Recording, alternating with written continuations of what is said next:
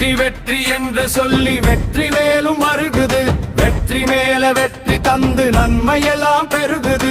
வெற்றி வேலன் சன்னதியை சுற்றி வந்து வணங்கினால் பற்றி வந்த பாவம் எல்லாம் பயந்து ஓடி மறையுது.